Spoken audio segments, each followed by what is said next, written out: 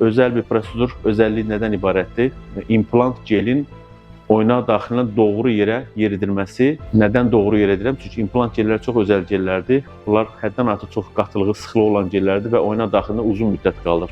Bu pasientimizə hər iki diz oynaq 4-cü dərəcədir, gecikmiş 4-cü dərəcə, yəni çobuk deformasiyalı və sümük simə tam oturub artıq qırdaq 0 səviyyəsindədir. Baxmayaraq ki, əməliyyat göstərişidir, amma biz yenə də şans verib pasientimizə əməliyyata getməməsi üçün əlimizdən gələni etdik və görüntüləri sizinlə paylaşmaq istəyirəm.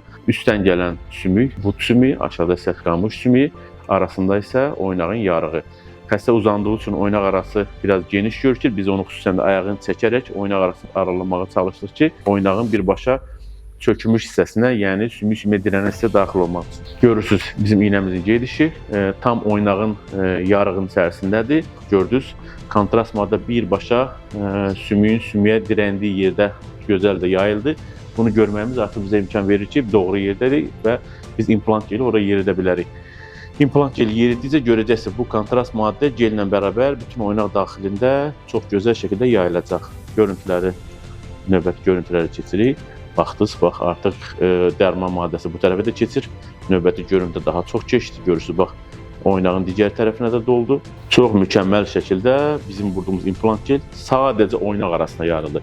Bu ümid edirəm ki, pasientimizə də çox fayda verəcək. Çünki bundan fayda görən insanlar həddən artıq çoxdur.